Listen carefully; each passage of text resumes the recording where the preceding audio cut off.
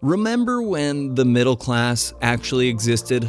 A time when a simple job could afford you a home, a car, a family, and even vacations. Well, that doesn't exist anymore. Nowadays, it's all about one thing, whether you own a home or not. If you don't believe me, just consider this. Statistically, the average homeowner has made more money from their house than their job in the past 2 decades. And for the majority of young workers, their last shot at catching up is banking on a house handed down from family. This has sparked numerous headlines about how the boomer generation is going to create the greatest wealth transfer in history. They are expected to transfer $84.4 trillion in assets by the year 2045. Out of this, $72.6 trillion will be directly inherited by their kids. But I've got news for you. They lied. While your mom and dad might be sitting pretty on $1 million property, the chances of you banking in on that money are slimmer than you think. Today, we're going to explain the reasons why you are being sold a lie and how your future may be even bleaker than it is right now. It's probably not the story you wanted to hear, but I couldn't give up the opportunity to shatter your dreams in 2024. The best time to invest in a property was 30 years ago, but you were either in kindergarten playing with crayons or still in your mother's belly kicking her uterus because she gave birth to you at the worst possible time. If you're looking to buy a house now, you're looking at sky-high interest rates, crazy prices, and hardly any houses to choose from. In fact, a camper van is starting to look like the dreamiest option for many millennials. So much so that the government may start calling it a home to avoid offending them by calling them homeless. But how did we get to this point in the first place? And why does the future look so bleak? Before we shatter your dreams, like, comment, and subscribe for more videos like this so you can pretend you read The Economist at dinner parties. Don't be a midwit. Let's wind the clock back a bit and talk about the good old days of real estate.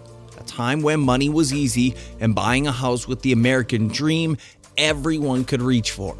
It was a party with balloons made of stocks, crypto, luxury goods, and the biggest of them all, real estate. But guess what? The music stopped and the party's over. Somewhere along the way, owning a home turned into a high-stakes game of Monopoly. Houses became less about living and more about investing and cashing in. If you're not one of the boomers who got in when the getting was good, you're probably feeling like you're on the outside looking in. You've got student loans up to your eyeballs, credit card bills screaming for attention, and a savings account that's more ouch than wow.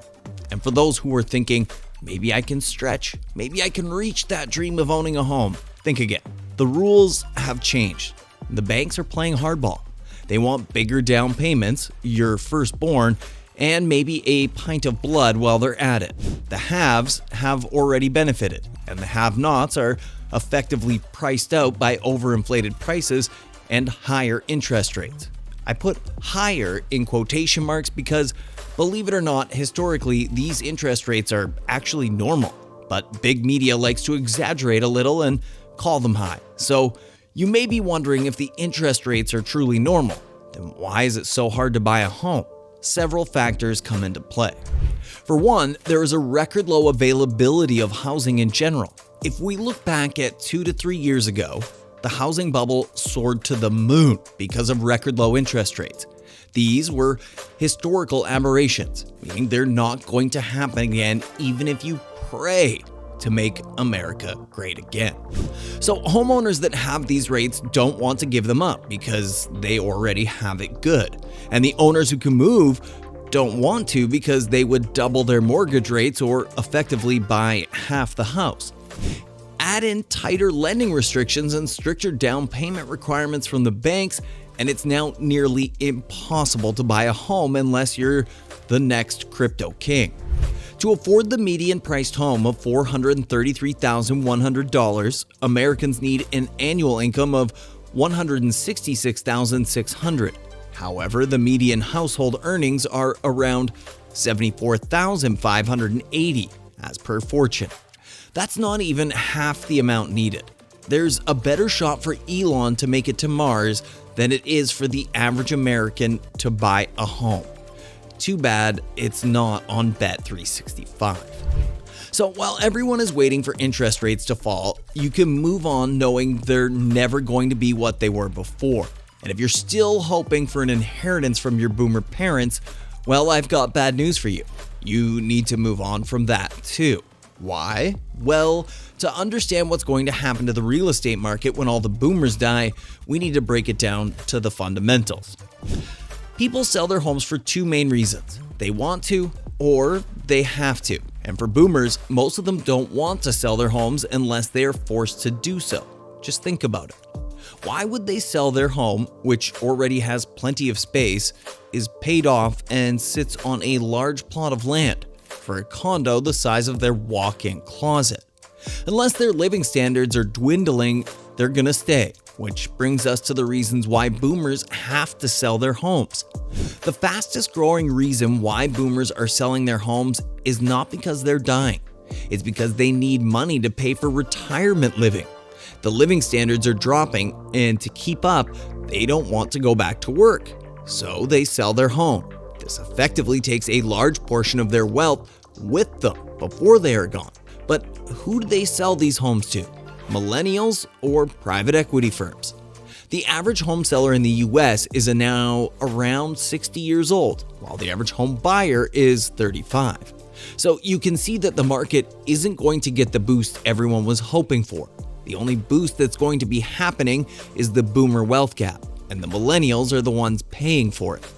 Another W for the boomers and a big fat L for the millennials. What makes matters worse is that the annual cost of nursing homes has gone from a median of $65,000 a year in 2004 to $108,000 a year in 2020. So not only are boomers forced to sell their homes, but they're also forced to spend more money on their care. The biggest beneficiaries of this? Private equity companies. In 2021, Blackstone agreed to purchase 86 properties in the senior housing portfolio from Holiday Retirement for $1.58 billion. Back in 2017, the same company also acquired 25 senior lifestyle properties from REIT Welltower for $747 million, with more than 3,600 units. And they're just one of the many private companies doing this. With the population aging, not only can they buy your dad's home, but they can also get their money back by charging absurd prices for their private care. So while the boomers may think they're getting a deal, private equity firms are coming out of nowhere, John Cena style, to give everyone an RKO, millennials included. That inheritance you've been silently dreaming about to finally buy your first home is more likely to be sucked up by private equity companies before it gets to you. And that's just one of the many factors.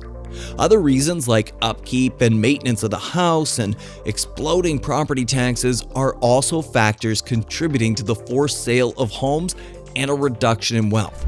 We also can't forget how once dangerous neighborhoods have become gentrified and driven locals out of their own homes. This is happening in California, specifically in LA. People who lived in Compton are now priced out and they're moving to inland communities. This effect then pushes more crime to affordable housing areas, thus making them undesirable. But even affordable housing is not so affordable anymore. In fact, homes are now unaffordable for the average American in 99% of the nation, according to the latest CBC report. The US housing market has gotten so expensive that income would have to jump 55% to make buying affordable. Even the Sun Belt, where the majority of the desirable places to live are located, including many of the affordable housing areas, is now subject to the same deal. It's becoming the new promised land, not just for retirees, but for a whole new wave of residents. Younger, liberal remote workers are flocking to these areas, attracted by the lower cost of living. But this influx has a double-edged sword. It's driving up demand and prices, making it tough for locals to keep up. The Sun Belt is turning into a battleground where new arrivals and longtime residents are vying for a piece of the real estate pie.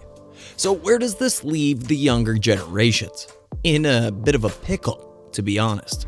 Solutions have been proposed by banks, non-bank lenders, and the government, offering new financial products with lower down payment requirements, aiming to ease the path to home ownership. But while these financial tools seem like an opportunity, what they really are is instruments to push you further into debt. For instance, the Federal Housing Administration loan insurance lets first-time buyers put down as little as 3%. And companies like Zillow are even introducing 1% down payment options. However, these well-intentioned offers are only making things worse. They mainly benefit those who already own multiple properties, predominantly baby boomers. These products, while increasing accessibility up front, are actually inflating home prices and creating risky financing situations, making affordability a bigger issue in the long run. So while getting a $500,000 house with just $10,000 down sounds great, the monthly mortgage down the line will be a backbreaker. For those hoping boomer retirement would ease the market, it's not quite the age of easy buying we were all hoping for.